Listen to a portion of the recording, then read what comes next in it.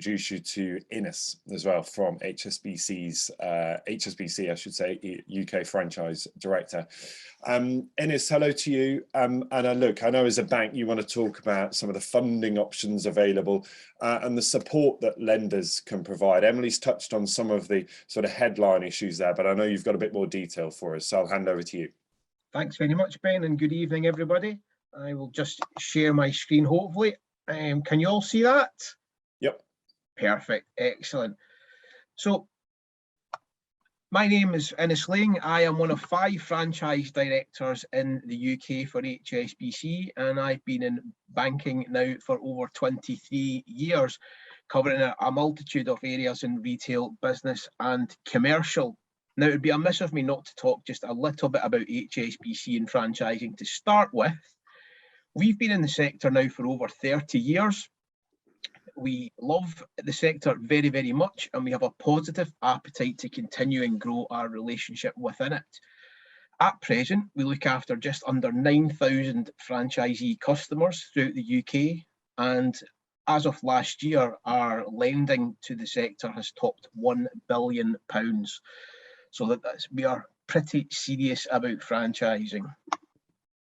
Today, I'm going to talk about why we like it, the importance of business planning, what we look for, and if there was an opportunity, which I'm not too sure if there will be at this stage, I'd be happy to answer any questions that anybody may have. So, why does HSBC like franchising? Well, some statistics to give you that 97% of franchisees are profitable. So there is a very, very good start. The failure rate in the sector is less than 5%, which when we compare that to startups for small independent non-franchise businesses within the first 5 years, their failure rate is anything between 50 and 70%. Overall, banks lose less money in franchising than we do in general commercial lending. We work and build relationships with all the brands that we partner with. We share information, we share best practices, which allows us to support, develop, and continue to manage a very successful relationship with these brands. Business planning. Now, Emily spoke a little bit about business planning, but let me touch on it in more detail. A business plan is like a sat-nav. It's impossible to travel without one, and you're more likely to get a bit lost along the way. A business plan is going to help you focus on strategy, milestones, metrics, track responsibilities, performance, and the bit that I like, helps manage money using the projections of sales, costs, expenses, and cash. A business plan will help define any new business. It will help support with loan applications, define objectives, describe programs to help achieve objectives and goals. A business plan can be used to evaluate new product lines, promotions, or expansion. But most importantly, a business plan should be a regular reviewed document. I always say it should be in the top drawer. It's not something that you just fill out at the start of the year. It's a working document that should be reviewed as frequently as possible. A successful business plan needs to fit the need of the business.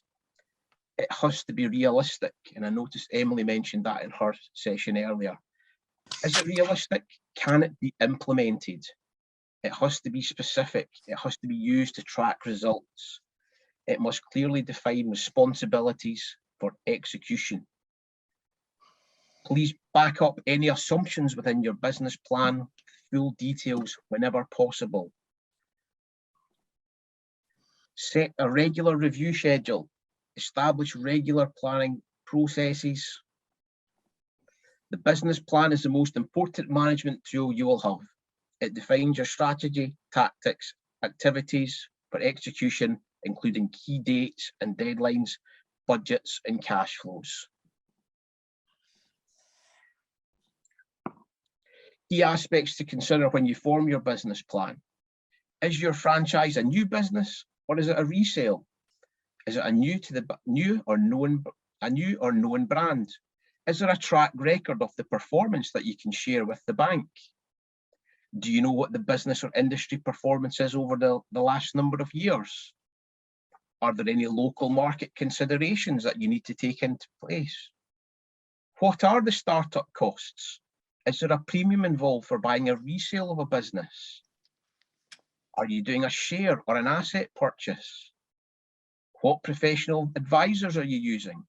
Us banks love it when you use professional advisors attached within the franchise sector. It adds so much value to what you have to offer. What stake can you place into the business? How are you going to securitize the loan? These are all really, really key factors that us banks will take into consideration with any new franchise application. And please, don't forget, less is more. Essential information. Focus on what matters. Nobody wants to read War and Peace within a business plan. You may need to consider making changes depending on the audience. Are you presenting to a bank? Are you presenting to a board of directors or a business angel, for example? Make use of the executive summary. Sell yourself. You're the most important person within this business. We want to know all about you. And stress test your numbers. Look at the what if scenarios. What if the Bank of England base rate is going to jump up 1% in the next 12 months? Will that impact the affordability of any potential lending? Templates for business plans are great. You'll find them on the internet, but please don't just cut and paste. So what banks look for? A careful investment of your time in research. You only get what you give. Realistic forecasting. Please back it up with detailed assumptions wherever possible. Realistic costs and budgeting. Do you have any reserves, contingencies? Your own asset and liability statements are very, very important. What money do you need to take from the business within the first 12 months to live your life? Cash is king for a business. It's a well-known saying. The true measure of affordability for the banks is debt servicing cover versus EBITDA. That's how we work out whether the business can afford to service any potential lending.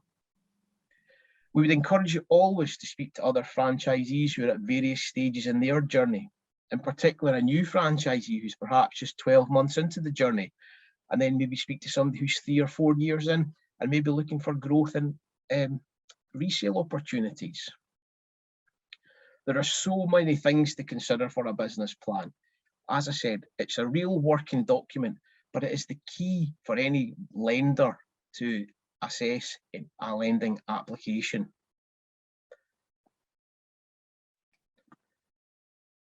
Thank you very much for listening. You have some wonderful brands and presenters coming up. If anybody does have any questions and answers, I'd be happy to help. Ines, I'm going to jump in with some questions, if that's okay. Please do. Because there's so much that you've gone through there that I find is fascinating. I think some of it might feel a little bit overwhelming if people are watching, because there's so many opportunities and so many ways that they could kind of start their journey in franchising. If someone was approaching you or one of your colleagues, where would they start? What would they have to sort of bear in mind, first of all, if we think about this in the very early stages? I think what we'd do first of all is we would meet with the client, then face to face if possible, or if not, we would do it by Zoom and just have that initial chat with regards to who they are, what their background is, what franchise they're looking at, because our lending appetite will be different between different franchise brands, and that's something we'd look to have a meaningful conversation with the applicant ahead of any formal request. Mm-hmm. What would you say you would need to see? What would be a successful candidate in your view? Somebody who's done the research, Ben, absolutely. Somebody who's taken time to speak with the brand, learn about the brand, perhaps engage with professional advisors to help with the facilitation of a professional business plan, and perhaps even an accountancy-based firm to assist with the preparation of cash flow and financial projections. When we see all that presented to us in a format like that, we know that the applicant is serious. There's nothing worse than receiving something where it's clear that there's been no research or work. As I said in my presentation here, we often see templated cut and paste business plans, and that's a red flag or a detractor straight away that the client's not done the relevant homework. Yeah, I mean, as you said, you touched on some of these, but and it's it's the opposite of what you've just described, isn't it? But what should people not do? What would be a huge turn off for you aside from a cut and paste application? Somebody who's just looking for, who's not prepared to effectively put their money where their mouth is, somebody who's looking for 100% funding, they want to risk none of their own capital, would be, again, a red flag for us. We like applicants to share the risk, share their percentage of the startup costs, and if we can meet them where our credit appetite is generally good, then we can do some business. And then I guess briefly, we've talked all about support here, haven't we? About that kind of, helping hand, or maybe that hug that you might need when you're setting up a business like this. What's the what stands out for you as one of the big benefits of going down this route, of going down the franchising route? Well, HSBC are sector specialists, Ben, and we have a number of franchise-specific relationship managers who our franchisees are aligned to, who will support them on a day-to-day basis. There's no call centre environment at HSBC. We will help you every step of the way with a dedicated manager. We're not only just a franchise bank. We will invite you to events within the franchise community. We will link you with other franchisees. We will link you with our series of our professional network and advisors that we work with. We have such a strong appetite within the sector to make sure it's successful, not only for our franchise or brands, but for our franchisees. So yeah, in terms of banking, we're certainly more than just a bank. We're a franchise community.